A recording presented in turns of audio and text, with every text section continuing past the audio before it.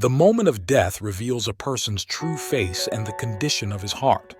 In this video, we bring the last words of those who died without faith in God. Many of these statements sound really scary. Nothing attracts as much attention as the testimonies of a dying man. In their last minutes, many admitted to themselves and others that they lived an empty life, without God, and died in fear and without hope. The famous French philosopher Voltaire had a gruesome end to his life. Voltaire's last words, as reported by his doctor, were these: "I am abandoned by God and man. I shall go to hell. O Christ, O Jesus Christ." Atheist philosopher David Hume, famous for his philosophy of empiricism and skepticism of religion. He cried loud on his deathbed, "I am in flames." It is said his desperation was a horrible scene. Napoleon Bonaparte, French emperor who, like Adolf Hitler, brought death to millions to satisfy his greedy, power-mad, selfish ambitions for world conquest. "I die before my time, and my body will be given back to the earth."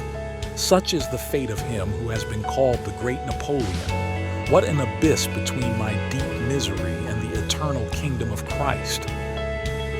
Sir Francis Newport, head of an English atheist club, to those gathered around his deathbed: "You need not tell me there is no God, for I know there is one, and that I am in his presence. You need not tell me there is no hell. I feel myself already slipping. Wretches, cease your idle talk about there being hope for me. I know I am lost forever. Oh, that fire! Oh, the insufferable pangs of hell! Oh, that I could lie for 1,000 years upon the fire that is never quenched, to purchase the favor of God and be united to him again. But it is a fruitless wish. Millions and millions of years will bring me no nearer the end of my torments than one poor hour. Oh, eternity, eternity, forever and forever. Oh, the insufferable pangs of hell."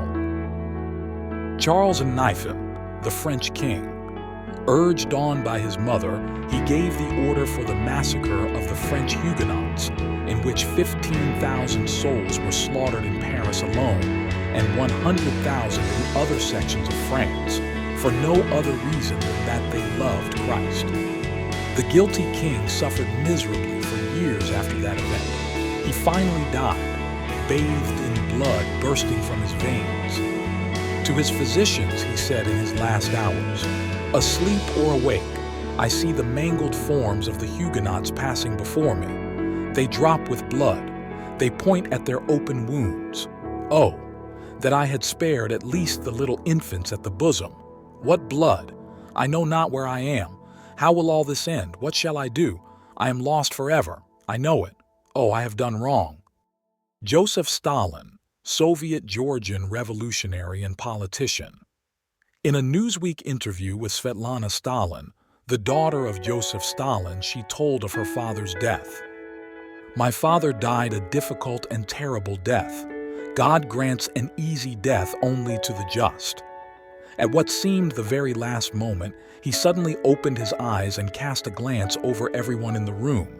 It was a terrible glance, insane, or perhaps angry. His left hand was raised as though he were pointing to something above and bringing down a curse on us all. The gesture was full of menace.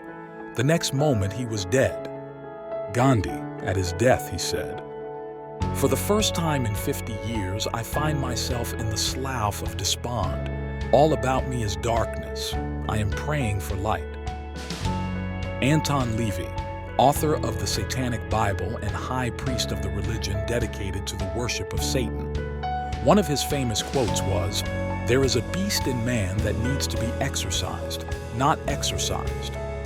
His dying words were, oh my, what have I done? There is something very wrong. There is something very wrong." All these people who denied the existence of God and waged some kind of war with him eventually came out of it as complete losers. Please subscribe for more.